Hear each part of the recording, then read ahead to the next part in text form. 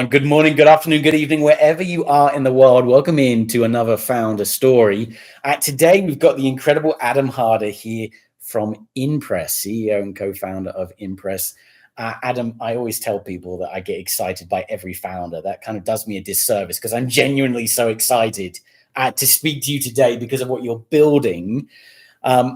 Before we kind of like get into it, though, give us the 60 seconds. Who are you, and what is InPress? I'm a former Air Force broadcast journalist. I had this idea to basically gamify and socialize factual journalism way back in 2016, but the technology didn't exist. So I revisited the idea in 2023, and now 2 years later, we have the youngest, most engaged news audience in America. Which, if I had to simplify InPress down to its simplest form, it's basically Duolingo or Strava for media literacy. We take the veggies of facts and we make them taste better than the junk food of doom scrolls. And we do that through community building and media literacy gamification. Another way that I like to describe this is basically like, oh, you only get information from your news anymore, right?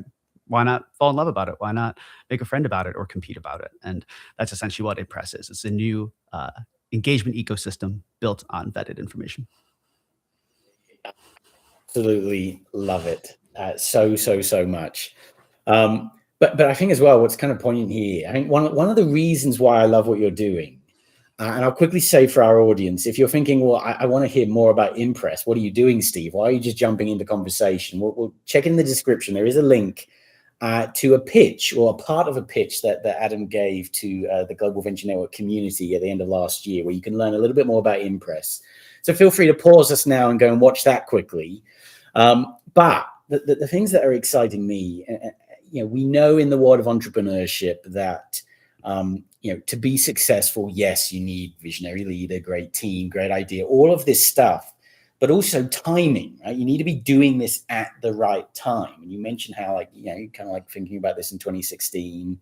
I think about stuff like All Sides, right? I came out in like 2012. And yeah, for me, that was kind of like groundbreaking that I could see one story presented from left-leaning, right-leaning, and in the center, and I thought that was great. But I feel like where I kind of got stuck with that was, I guess the political landscape became. I felt such fatigue that I kind of didn't want to see left, right, or center. I just didn't want to see anything, and we could talk until the cows come home about how that can be the point in certain governments to make that kind of thing happen. But what excites me here is that I think that the timing is perfect. It feels like it's exactly the right time for InPress to come into the world, but also just the way in which you're building it, right? Like some of the people that you're affiliated with, Snapchat, Lindsay Kaplan, the co-founder of Chief, some of these like incredible people that you've got on the side, you already started to get some traction in terms of folks wanting to do ad spend with you and that kind of stuff as well. The pivot almost from thinking B2C to B2B, this is something that I've done in a past life as well, right? And being able to I think I'll get off my soapbox in a minute, but we live in a capitalist world where people need to make money, right? And we can't. We need to accept that.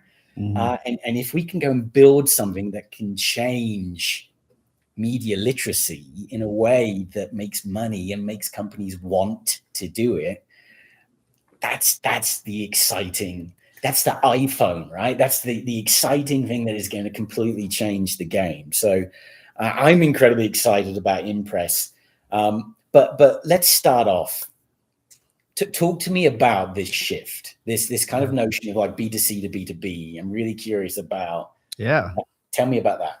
Yeah, absolutely. So, well, thank you for all the kind words, Steve. It's always exciting to meet other people who are so passionate about these problems that literally all of us see and feel every single day around the media ecosystem. The shift from B2C to B2B is, I would say not as traditional as a lot of other consumer B2C, B2B transitions. Like, I think it's pretty common in the entrepreneurship space to find consumer companies, first time B2C founders who think like, oh, I'll start, I don't know, a dating app or some other social platform, which they realize is incredibly hard to scale and incredibly hard to turn into a profitable business, and realize how lovely the lives are of their B2B founder friends. They're like, wow, that seems a lot better. You get a lot more investment quicker. Maybe I'll do that in order to keep the business alive. And I think in a way, you could argue that our journey from B2C to B2B is that, but it wasn't really shoehorning uh, a B2B solution in order to basically keep the product alive and make money. It was more that we just found ourselves in a position where like, oh my God, we actually have this really valuable B2B product that we didn't really fully realize at first. And the way that that came to pass was, we traditionally in media tend to think that the main way to make money is by selling subscriptions, right? It's pretty common. It's what pretty much every major outlet does. And it's a reasonable place to assume that you'd start, because if you think for InPress, we have three different pillars of our business. We have obviously the factual vetted journalism, which every other interaction on the app runs through. That is our media pillar. You have the social pillar, which is like friends matching, leaderboards, even meeting new people for romantic purposes. And then you have the gamification layer. So like that's our in-score, our media literacy credit score, the things that kind of tie in the ecosystem and keep you coming and earning points and make you competitive in your media literacy. Now that combined is a really weird ecosystem. But if you break those down, those pillars, each of those for the most part is their own business models, are B2C. So like if you were to think of a dating app, they're usually selling premium subscriptions. If you were to think of the news, they're usually selling subscriptions as well. And even the gamification, like Duolingo, is selling you kind of microtransactions, like streak freezes. These are all B2C revenue streams. And don't get me wrong, since we launched in, what was it, August of 2024, we've always planned to have those. And in fact, we have all the designs made. We've even started developing some of them. But it was about this year and last year, I guess, because it's 2026 now, midway through the year, when we realized, as we were really scaling a lot in the summer, that our users, who are very young, they're below average age, like 31 is our average user age, and the average US news subscriber is like 47. They were submitting at that time, now it's more like 9.5 article surveys a day. And these are not like, article surveys are very valuable for us because people are telling us exactly how they think and feel and care about anything happening in the world of news at any time, for exciting reasons on InPress, or like to find friends and games, et cetera, right? So we sometimes say, just for context, that people come to InPress for, the community and the games, and we just so happen to be Trojan horsing media literacy into them. And that by the time it got to the end of the summer, like we had maybe only had like 11,000 downloads, but they had submitted almost 300,000 article surveys in that time, which is just insight per insight of users, a lot of data that was, perhaps most importantly, not softened by algorithms. What we realized, and what someone else outside of the company, one of the first hires at Snapchat, helped us realize, was that our data just had more value than we thought it did, because not only were we getting so many more article surveys from users. So I'm not sure if I said this before, but just how much any demographic thinks, feels, cares about anything. It's because it was built on our foundation of factual journalism. So I sometimes give this example to folks. Like, think about it. If you're collecting data from people and I show you water is wet, I show someone else water is wet, but there's not enough because of Republicans, and someone else water is wet, but there's too much because of Democrats. And I say, how does that make you all feel? Which is a question we ask. You're going to say wildly different things. So just do the right thing and show everybody as close to water as wet as possible. So now you're not only propagating factual information, but you are getting much more accurate data insights because you're starting everyone at the same neutral point. And the other element of that is that we don't use recommender systems. So, if you go on Apple News or YouTube, right, they're going to continue to show you things that they already know that you're interested in, which is very good for top of funnel engagement of content, but it's also how we create echo chambers and tear apart the fabric of democracy, right? So we refuse to do that. So actually our news feed works more like an old school newspaper. So everyone in the local area sees the same articles on a given day, and you choose to read and not read what you want. Now, while this may be a less engaging way to do content at the top of the funnel, people are staying on InPress for longer. Like our D30 retention rate of 43% is because of all the outcomes they're getting along the way. So we lower the friction of the content in the beginning. We don't pander to them, but we make all the outcomes more exciting, and that keeps them. And that makes our data more valuable too, because people are working from smaller subsets of data pools in local areas on very specific local things. Like, I don't want to just know how you feel about national policy. I want to know how you feel about that new Lebanese restaurant down the road, or right, that tour that band's going on at your local music venue. And that's what this does. And so to all this to say, it was about the summer where we started getting, we saw a real boost in growth. And we're like, wait a second, this data like subset that we have is actually very valuable for not just the journalism industry, but kind of any industry who wants to know how anyone thinks and feels and cares about anything non-inferentially at scale. And so, and if you want, Steve, I can kind of go into that conversation with the person from Snapchat who kind of helped me realize how that works in the business side. Yeah. Yeah. So Yeah. I guess what's occurring to me is so interesting is that you come up with this idea from a need from the public, and it's almost that realization of, well, actually, if you are media or any other industry trying to get data, it's equally hard for you when you've got such fragmentation in terms of this information, that information. So you're solving a need there that wasn't perhaps obvious. But has such exciting ramifications. So no, please do tell me about that. I'm curious as well. Maybe a little bit of role play, right? Pretend that I'm Sure. someone who wants to spend some money with you. Like, what is the data that I'm going to get? Like, what can I see from? I love with the articles. It's all emojis, right? So it's very simple. Reactions to what I'm getting. But what does it look like on the other side for me as a business? Like, what am I getting from that? Yeah. So I'll start with what you'd be getting as a B2B partner. Then I'll tell you the story about kind of how we got here as a product.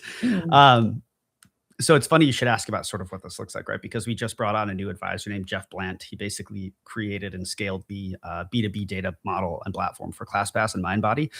And we just, as of 2 days ago, hired our first data architect, Jabari Grubb. And he's phenomenal. So he actually heads up the AI Collective chapter of DC and is data science, data architecture whiz.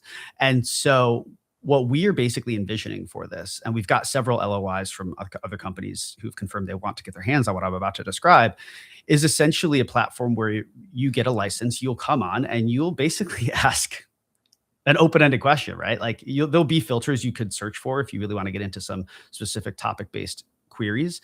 But we think of this hopefully as being a bit like the product happenstance, or even envision like ChatGPT. You would come on, you'd be like, I want to know how, I don't know, 37-year-old African-American women in the Lower East Side feel about, I don't know, multivitamins on, I guess you can't see that, it's blurred out, multivitamins on Tuesdays. How about Wednesdays, right? How about compared to non-binary individuals in Dallas, Texas, right? And I know maybe not even today, maybe compared to 6 months ago. Let me see that data visualizations to support that. Can I export this data, right? It's essentially, think of it a lot like YouGov or even Nielsen, but not the reason that our data has value. And something else that another potential partner helped us realize, that wasn't even the Snapchat folks, it was a survey company. You might not surprise you that the first VCs to reach out to us were pollsters and survey companies, which, by the way, we're not doing anything with right now, but I think it just kind of speaks to where people see value here. Was that historically, to get this kind of data from folks, if it's not going to be softened by algorithms like a Facebook or an Instagram, then you kind of have to pay people or pull them along to do it, right? Like our friend who owns a survey company came to us and said, hey, I saw my daughter was submitting all these surveys on your app and I didn't know what it was. And so I wanted to reach out because I own a survey company and we have to pay people like $5, $10 to submit a survey. But then that also kind of skews the data to people who need $5 or $10, which is an unfortunate reality sometimes. And it's expensive. And it's just, it's like it in its of itself kind of renders skewed data, but you're showing that a wider swath of hyper engaged people are just doing it for their own fun and good, and you're lowering the friction to that. Like that is incredibly scalable. And so they're actually, we've had survey companies reach out to us and say, could we bring you our clients and we'll set up the APIs, and they basically can just send you questions that, so like say they want to know how 1,000 white women in Ohio are thinking and feeling about Monster Energy drink right now, between the ages of 25 and 34, right? For example, we could query that so that every time a white woman in Ohio between that age reads a food and cooking article, we ask them an additional question. And it could even be open-ended. Hey, just tell us how you're thinking and feeling about this, or ask them something specific.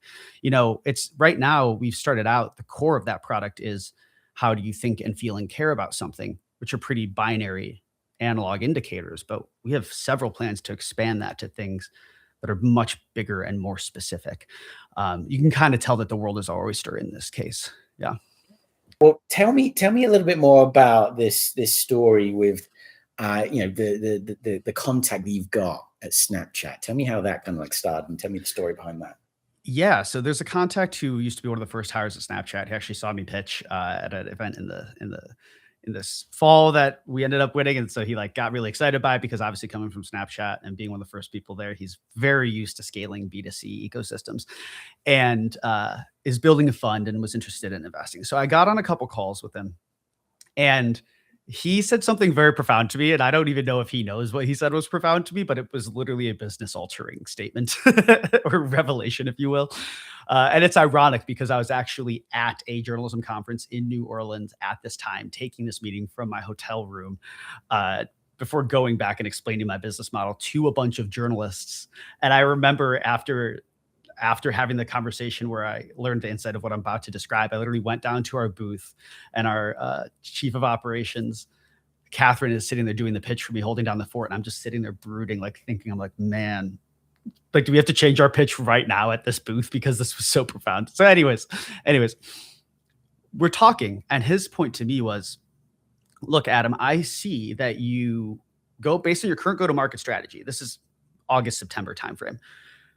Let's just say you fully raise your pre-seed tomorrow, right? Your plan is to basically launch your first B2C revenue pillar in Q1. So that would have been our premium news. Basically onboard a cohort of say 5+ outlets, the first adopters who are really, really excited about InPress, who have paywalls. Because right now we don't have any outlets on the platform that have paywalls, right? It's like, you could do that. You know, you've got this Rolodex of outlets who are already interested in you. That's true. Like, we would know who to call if we decided to do this. He's like, but let me challenge you on that, right?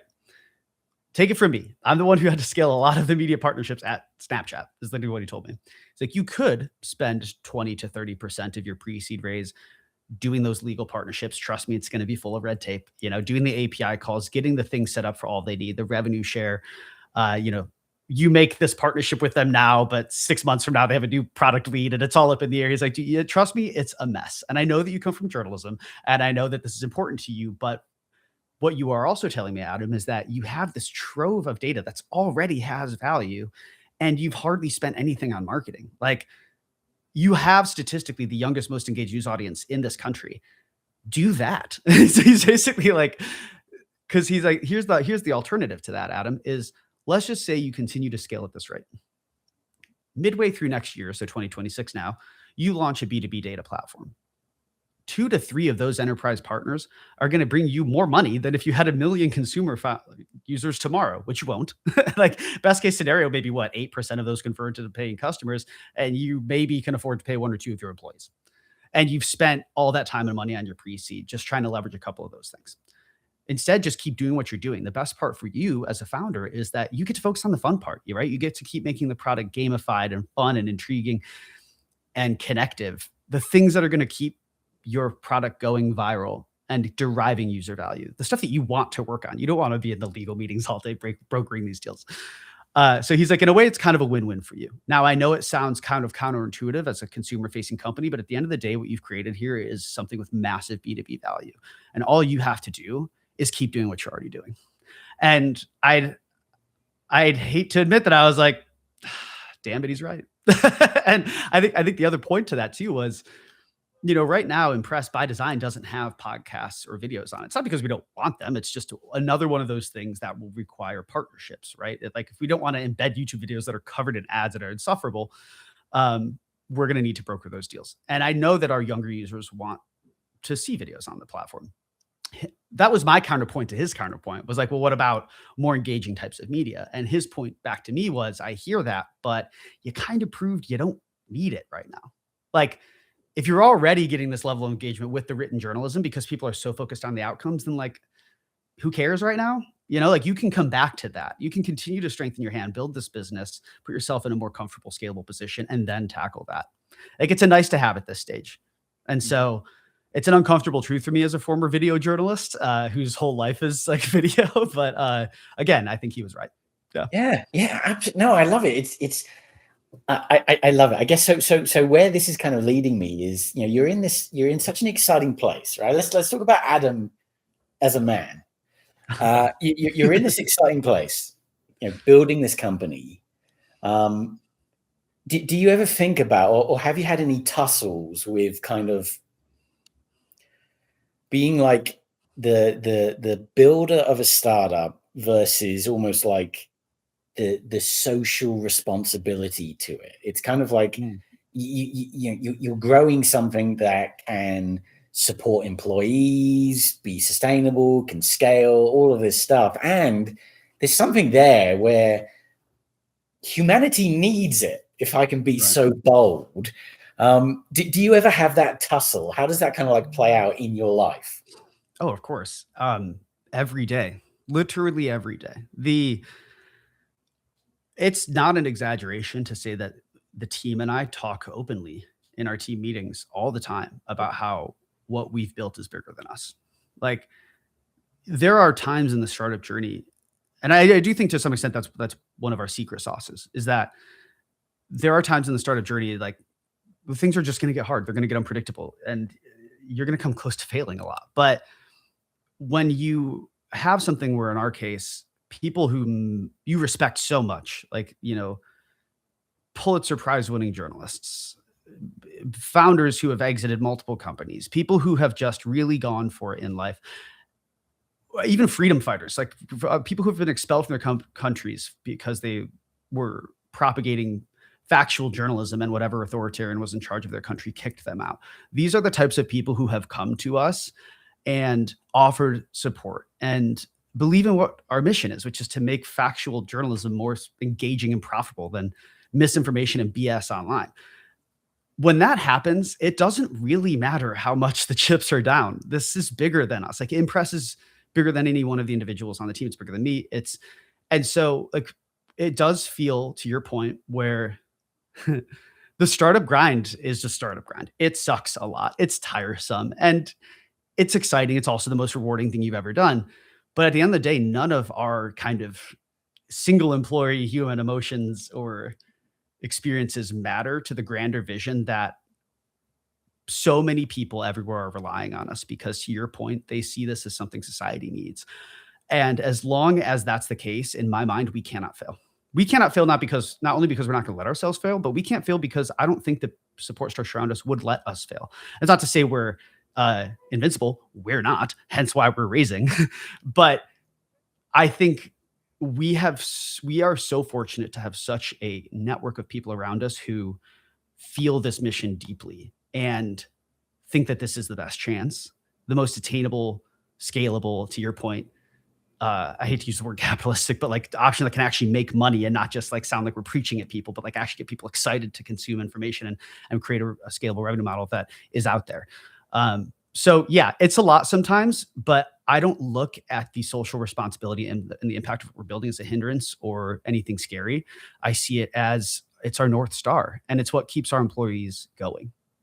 Like, I'm so fortunate also to have incredible employees at this company who I don't really have to convince of this stuff. Like, I don't even think they see, maybe I'm being a bit delusional here, but I mean, like, when you start out as a startup and you're hiring people on equity and it's kind of that, lottery ticket of what we're building, they all believe in this so much that I'd hate to admit it, but sometimes they work a lot harder than me. They just, they're on at hours that I'm not on, and they're communicating and solving problems that I will log back on and see that they've solved. And it's inspiring because we all want to see this become a reality. Well, they get it, right? As you said, they feel like they're part of something bigger. And yeah, I know I'm biased, but it's the spice of life, right? When you can be a part of a startup, you can help build something that you are passionate about, that you feel like can actually really make a difference. What's the number one regret people have on their deathbed is I wish I'd spent more time with my family. I wish I'd focused on bigger things with bigger meaning rather than just working the 9 to 5 or working so hard. So to live that life full of meaning that's got the ability to have such an impact is huge.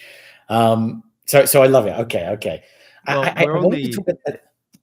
Oh, sorry. If I may, I was just going to say, please. I think the way that we think about it is we're only going to get this opportunity so many times in life, right? Like, I happen to be in New York City, a great place to be to scale something like this.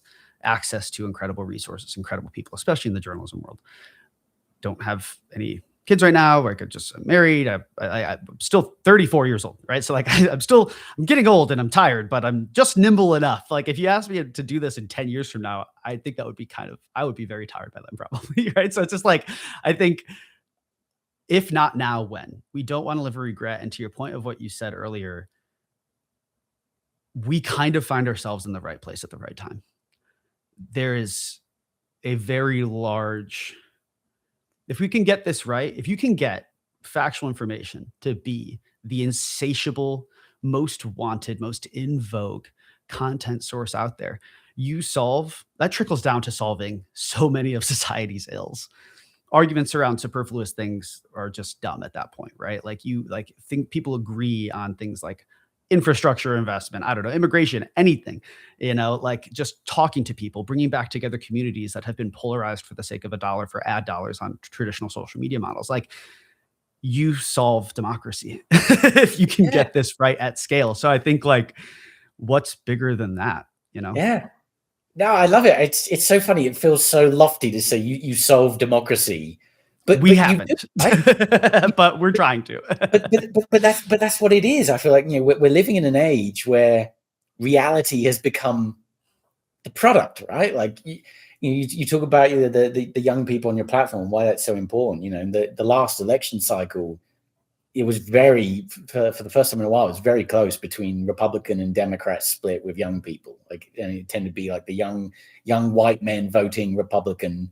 And so you're seeing that and people will say, they're largely voting on the same issues, but they've just got two completely different realities of the world and right. Who's going to help them achieve that. Yeah. So it's such a crucial time. I love flashing this graph on screen. This is like my thing that I love showing. And this is just showing 650 years, the last 650 years of like human advancement. And humans have been on the planet for 2.4 million years. So if you extrapolate out this graph for the full 2.4 million years, it's just nothing. It's just a straight line for 2.4 million years. And then boom, last 150 years, it's exploded and everything's starting to take off. And I find it fascinating because it's like you can see the technological growth and us as humans and our ability to be able to handle that and try to navigate that. And there's so much information out there that we can't really handle. And we're kind of in this place. I'm on my soapbox again, but screw it. I'm passionate about the subject. Yeah, I love it. But we're in this place where we're transitioning from a world of kind of absorbing everything that we see in the media to be true to a new world where everything we see in the media is false. And we're trying to like settle. We're trying to find that place. And I think that's the key of what excites me about what you're doing, is because it's one of those things that it has to happen. And maybe it's not InPress. Let me just pull back on the praise. Maybe it's not InPress. Maybe it's the next company. Maybe it's a company after that. But it has to happen. And there's so many times where I'll interview a founder, I'll hear their story, and I'll have this moment where I'll think, "Oh, that just seems so obvious. Like, why didn't we think of that before? Like, why is it taking us this long for some intelligent person to like come up with this idea?" And so now I'm sitting here thinking, "Oh, we're ahead of the curve. Like, there's something that needs to happen that's about to happen." So anyway, I am not being paid by Adam at all. No, this is a company to watch. Well, I mean, thank you. I mean, I think though, like to your point though, what you're describing is something we hear this all the time. Like we hear this from every walk of life. We hear this from people abroad. We hear this from people in the US. We have people in Canada who've been following us from the very beginning, like, when are you going to come to Canada? We need this in Canada. We hear this from Republicans. We hear this from Democrats, right? Like, I think at the end of the day, we're all still humans. The human endeavor, like we're really not different. Like truly we're not. It's just like a lot of these things are manufactured. Like we as humans are very simple creatures. We love to be angry and afraid. And that's why it's an addictive drug, fear is. That's why social algorithms work and they keep us scrolling, right? But like at the end of the day, like the information itself, the sky is still blue, the water is still wet. And if we can just get people to be excited about what that information in the middle is, the rest falls into place. I think I use this example of how this all came to pass. Like taking aside the gamification, taking aside the B2B way back from its inception point, InPress started as a master's a master's project at Syracuse Newhouse Journalism School, where the thesis of my journalism innovation degree was to solve a problem in the media with technology. And the thing I wanted to solve, I'll tell this story sometimes, that, like, I'm originally from Ohio. I haven't lived there in a long time, but that's where I grew up. When I was in the Air Force, I was a broadcast journalist and I was stationed overseas for 6 years. So I'd been away for most of my 20s at that point. And in that time, that was like 2011 to 2017. That was really, like, if you think about, we were probably all pretty optimistic and bullish on the impact of the internet and its ability to democratize and empathize societies abroad. Like, I could see how any other person in the world lives their lives. Like, that's fascinating to me. I want to see all this stuff, right? And maybe as a byproduct, you'd expect that we'd become more empathetic and accepting of other people. But in that time, capitalism, social algorithms realized that that's not as addictive as people keeping people angry and afraid. And so by the time 2016, 2017 comes around, at the end of my tour in the Air Force, I was starting to see the people that I grew up with in Ohio becoming a lot more conspiratorial and angry and afraid, and just like kind of just not who I remembered them being when I left. And I think that, like, 2016, 2015 also period was really the proliferation of, at least in my mind, of us as a society really starting to reckon with the fact that, well, first off, we're all actually a lot more gullible than we think. And that these algorithms we've been watching at the time on, like, Snapchat, Twitter, Facebook, were really warping a lot of people's ability to cope with reality. And I think that was what I wanted to solve, was that, like, if I go back to Ohio now, like I just was for Christmas, and I see my friends I grew up with who love them to death, but look like Duck Dynasty, and in their mind, I'm probably their coastal elite friend. And I am, fair enough, like, whatever. But it doesn't matter, because when we come back together, we drink crappy beer over a bonfire at Christmas, we laugh, we connect, we take the mick out of each other, because there's still all these shared experiences that we have together, that it doesn't really matter in the grand scheme of this top of content funnel differentiator, because we are deeper in our hearts and minds, very similar people. And I think the point I'm trying to make here is that if I saw them on the street today, we might not talk to each other. We're just like, we probably look at the other person and be like, we don't have that much in common. But the thing is that I have thousands of data points of interest with every single human being on this earth. We'll never know what they are. We don't have the time. We're not best friends with them.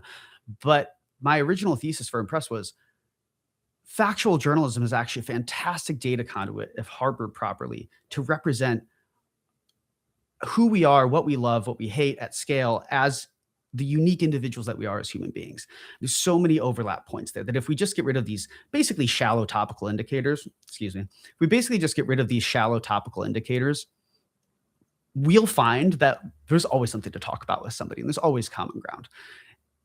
And that's where this all started. Yeah. And I think that's the validating thing, is because, it doesn't take much to know that that's true. Keeping it on subject here, like, I have neighbors, I have Republican neighbors, Democrat neighbors. I love them all. We all have similarities and conversations that overlap so well, right? We're all concerned about similar things, like the upbringing of our children and being safe and all of that stuff. Yeah. There's so much more that brings us together than separates us. So I feel like one of the interesting things you talk about being 34, no kids, and that kind of stuff. I signed up for my InPress account this morning, and I was thinking as I was signing up, like, oh no, I'm 37, so I'm skewing the age up now. So I'm not doing this. I'll just sign up as well. That's right. We'll balance it out. That's so funny. But it's interesting. You said at the end of your pitch, I wrote it down, but you were talking about, wanting to live in a world where your children aren't segmented into silos of information, disinformation. And, one day maybe you have kids and this will impact you in a different way to how it probably does today. But that hits me. That really hits me, because it's on my mind, right? Like, as someone who does have that journalism background, I'm very conscious of the fact that, as his dad, as Henry's dad, I need to make sure that he has a good sense of media literacy, right? That he knows how Yeah. to discern between different sources. And I can't wait for him to like come home from school and say this and that, and for me to be able to just challenge him in little ways to say, well, have you asked these people? Have you looked at this? Have you done that? And I was speaking to someone recently who said, oh, to be totally unbiased is impossible. And I would say, yeah, great, right? In order to be completely unbiased, you've got to know every angle. You've got to do all your research. You've got to be so thorough, blah, blah, blah, blah, blah. It's probably not possible.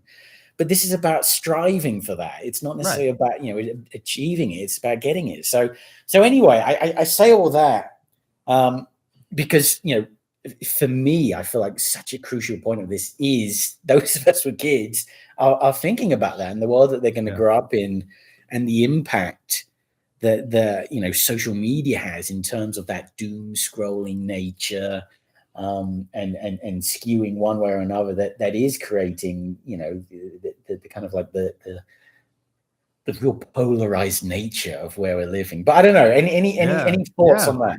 Totally. No, absolutely. Well, that's yes, many. I still remember where I was the first time that a investor or even just an audience member at one of our pitches came up to me and said, I want this for my kids.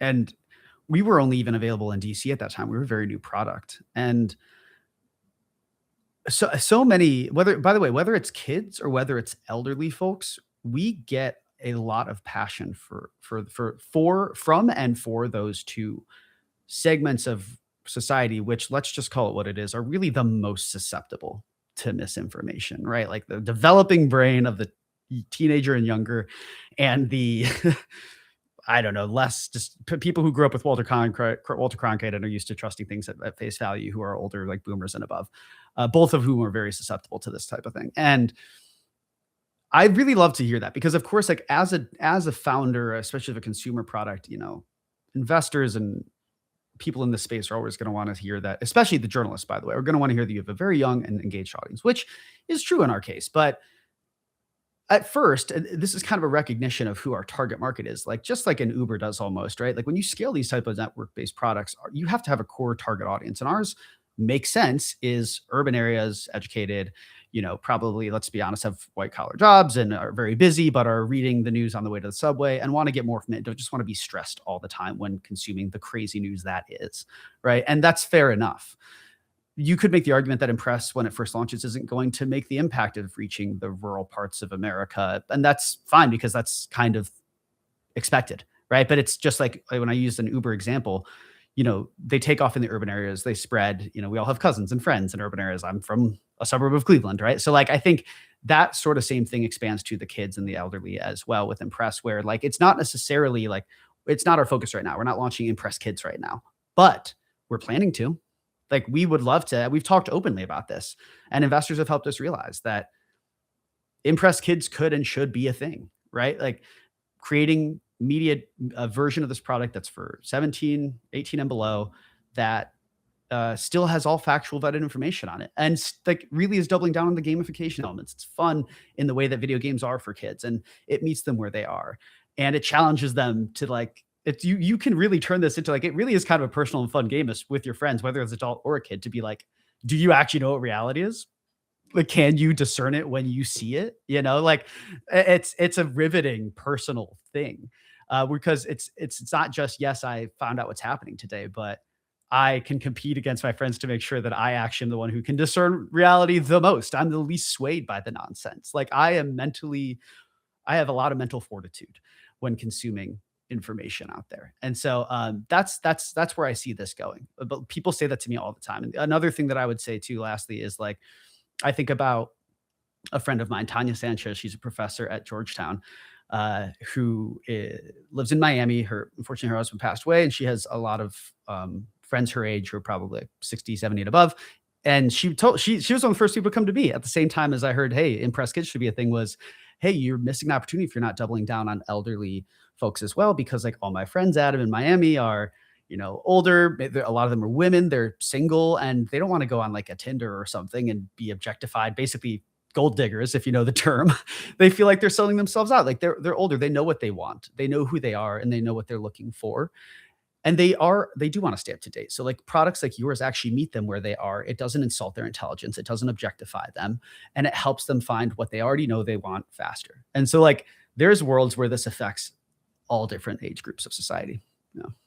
I love it. I love it. I'm, just as you're talking about I'd say the kid angle resonates with me more because I don't think I'm an old person. Yeah, but no, just thinking about that notion of I wonder if one day in the future there's a world in which you've got kids that are studying media and they're doing it alongside InPress kids, and the scoring of that maybe gets them certain amount of credits. That's already part of the business model.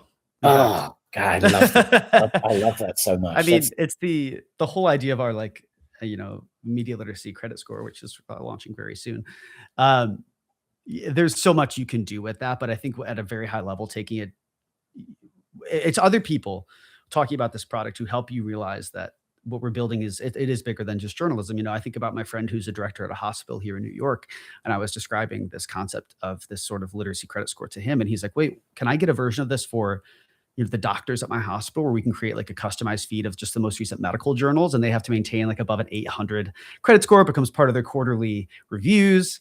And it's like, absolutely, boom, that's another B2B product right there. So it's kind of like, you can see that expanding to universities, high schools, not just civics or media classes, but like really anything. Like if you just need to know, you want to, and basically any industry, educational institution, whatever, where maintaining above a minimum standard of institutional knowledge, vetted institutional knowledge is important. This works in, Yeah.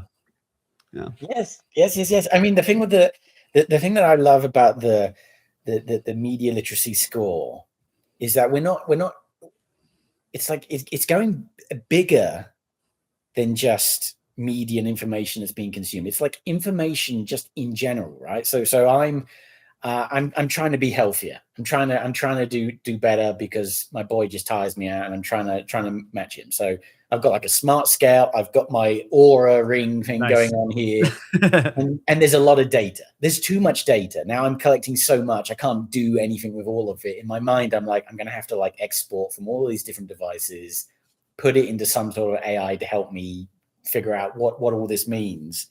And I'm thinking like it would be so helpful if, and I'm sure Apple, you're probably doing this already or working on this, but if there was like a score for my well-being that amalgamated all of my data and said, actually, you're at an 800, go have a slice of cake, you're doing great, that kind of thing, linked to, I already understand the credit score, I know 800 is good, 400 not so good, blah blah blah blah blah. And I feel like this is where, what you're doing here. And again, if I'm going to look into my crystal ball, it's like it's got the potential to expand into so many different areas of life where, and I said this before we started recording, but I feel like if today I went out and asked 100 people, I gave them a little bit of information about what a media literacy score is. And I said, what's more important, credit score, media literacy score? I think all of them would say credit score, like credit score time and time again. But I love the quote that you've got from Lindsay Kaplan, the co-founder at Chief, who said, in fact, I've got it to put on screen for those of you that are watching the full thing. In this kind of world, media literacy isn't a virtue. It's the line between agency and manipulation. And I hear that, and I think about those 100 people.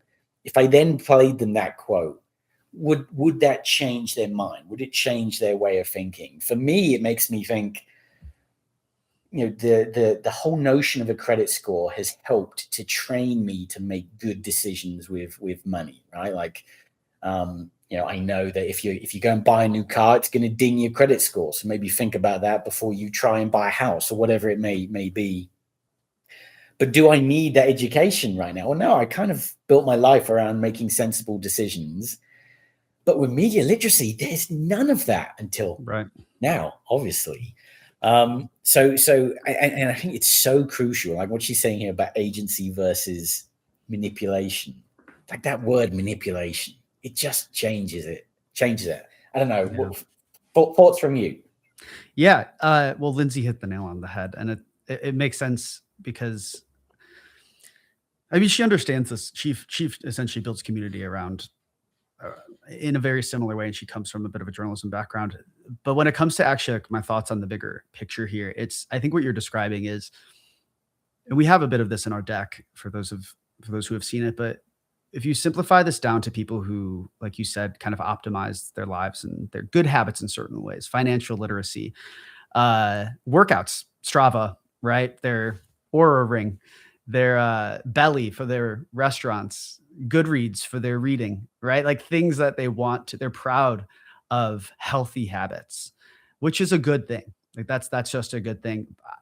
Perhaps the most important thing I would argue, aside from your personal health, is what is entering your mind. How good can you perform in a society if you're not able to connect with the society that you need to perform in, right? Like if you're not able to discern the same factual information and version of reality as other people around you, it's siloing, it's lonely, you become a bit of a pariah, right? And so why don't we have things to optimize what enters our minds? And how proud we are of that. Think about how many people that you know who are proud of how up to date they are proud of the information sources they consume. They take a lot of pride in the fact, like, it's not uncommon, at least, especially in the urban areas, where people take a lot of pride in making sure that you know that they put the effort into being well read, that it does take effort. It really does. Just like a workout, you kind of have to go out of your way because the stuff that's being spoon fed to us on social is usually the lowest common denominator of information, right? Like, and I think that's an admission that we know by creating this product, is that, like, factual verbose journalism is not ever going to be as engaging as a 22-year-old dancing on TikTok. That's just a fact. It is what it is. We love to be entertained, but so we're not trying to fight that battle, right? We're not trying to win that information war. We're trying to basically make the veggies create a lot better long-term serotonin hitting outcomes for the user, such as going to a workout. Think about InPress as like you go to a workout class. It takes work, but you feel good about yourself after. You look better, you feel better. And that's exactly what we're doing here. And you like to compete with your friends about it too, right? Like you're on Strava, you're like, oh, I ran more than you. This is the same thing. I have a better media diet than you, and I performed better on my news quizzes than you, friend. I think it's the media, anything, the gamified, there's so much gamification here because we do this with people and our information diets every day. We just don't even think about it in that way, but it is a game in a lot of ways. Like the idea that if you could wake up, Steve, and you have a notification that says, hey, you're an 800 in your media literacy credit score, but Adam's an 805. Now, you big dummy. I'm just kidding. We would never say you big dummy, but like, it'd be like, hey, he's an 805 now. He just passed you. Here's some things you can do to get back in the game to maybe beat him. Like you're probably gonna be like, damn, all right, I'm gonna do this. And I get a notification that says, hey, you just passed Steve. I could send you a message, be like, haha, so. Yeah. Yeah. Yeah, no, absolutely. But that's the thing, is that, everything you're saying, this is a reflection of community. Mm-hmm. What do I do with my neighbors? Game night. Like we play games, right? This is a part of us having fun, and being a part of a community. So I think it's fascinating. You mentioned that you came back from service in 2017. Well, I moved to the US in 2018. So I kind of had this world living in the UK, looking at America and thinking of America is the land of community, right? They're like, hey, can I have a cup of sugar? Whatever it is. Like they're all in just such loving communities that I feel like I didn't really see in the UK. And then I kind of get here and I'm like, oh, this is kind of the conversations I have in person don't reflect what I see in the media. It's kind of it's weird. They don't match. Yeah. So I think this is where that kind of like that passionate drive comes from, because it is a case of, well, which is going to win, right? Does society change to just be this polarized version of reality, or do we find a way back to community? Which, yes, I think I've been, since founding this company, I've been encouraged by what we're seeing as a bit of, because I'd hate to think of ourselves as an analog product, because we're not. In some ways, I guess you could say we are, because we don't use a lot of algorithms or anything, but like, at least for the content. But like there is this, I've been encouraged by this sort of societal pushback to AI slop. And this sort of like analog renaissance is a term that I'm hearing sometimes of, to your point, it seems to be a sort of natural human bucking of, this is all noisy and crappy, and I'm not getting, like, I'm not getting the enjoyment or education out of this YouTube scroll as I either used to or am hoping. So like as a former video producer, I love to see that all the crappy parts of video production are being are being, so not demonetized, being democratized. The idea of going through hours of footage is not fun. It's just I've spent too many hours of my life doing it. So the fact that there's AI tools to help that is great. The flip side of that is that as now anyone can produce at least a decent content, whether or not they have that background, is that sure, yeah, people can do it, but it's not good. It's just like a lot of noise and crap out there that lowers the standard and makes these platforms that aren't enforcing their content just kind of insufferable. And to the point where people are now like, I'm going to get a flip phone, or I'm deleting all my social accounts, or I'm literally ordering a paper newspaper to my house.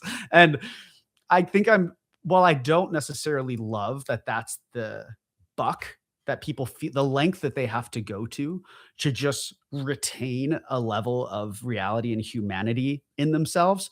What I do like is the theme, which is that people have had enough, and that people look at a product like ours and say, like, we have this quote from a user that says, I came here for the community and the friends, but I'm staying for the news because I feel like I can just breathe here. And that's like, and so unfortunately in this current media economy, that's a differentiator.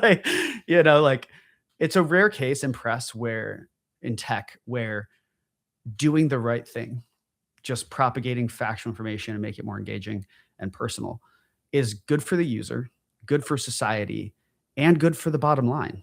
We have better data, a more engaged audience who's younger, and we're propagating media literacy. It's like weird to me that nobody ever thought, wait, let's just slow down instead of selling out our users as consumer companies and their attention spans and society and democracy. Let's just find more creative ways of making the good information engaging. Like that should not be a revelation. Yeah. Let's connect back to the fabric of society and what makes us humans, and focus on that. Again, it's that. Oh, it's so. Isn't that obvious? How did we miss that? How did we kind of like go so far beyond that? But okay, final question.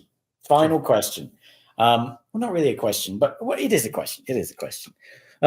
So there are many people out there building companies, many people building startups.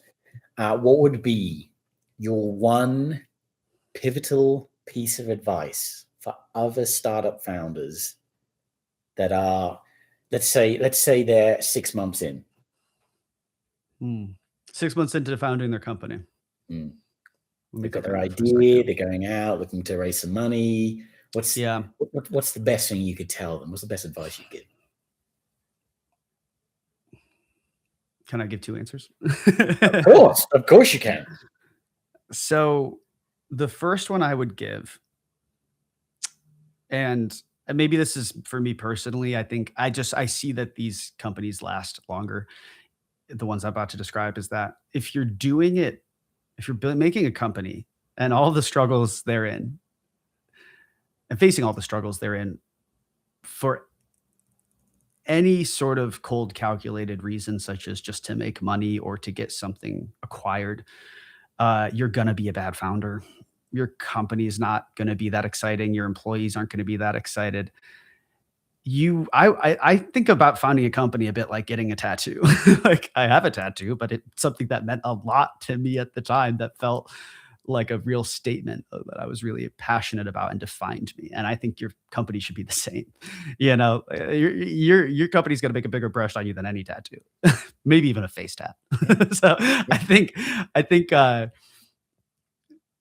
you need to be able to get up in the morning and think about what you're doing and realize that what you're building is bigger than you. Because if it really is just to make money, it's not going to be that riveting to people. Being a founder, being a good founder, is about being a good storyteller. In order to be a good storyteller, you have to believe the stories you're telling. Like otherwise, it's people can see right through the nonsense. We are still all humans at the end of the day, and that includes investors. Investors, just like your users, just want to feel something. They want to be riveted. They want to hear your pitch and think, I need to stop being a VC and go help them build this right now, because this is actually so important and I'm so fascinated by this. And that is just storytelling. And so I think the storytelling element gets easier when you feel it in your bones. So make sure that if you get to 6 months in and And 6 months is a hard place to be, by the way. That remember why you did this. I think a lot about this, what I think of it's a kind of a silly term. It sounds very corporate, but the founder problem fit. Like, in order to start this company and you're 6 months in and you haven't quit yet, you truly believed, at least at one point, that you were the right person to solve that problem. And you need to remember remind yourself why you are that person, because you're going to need to convince everyone else that you are too. That would be my first one. Yeah. What a great way to maintain commitment than to get a face tattoo. Yeah, just InPress.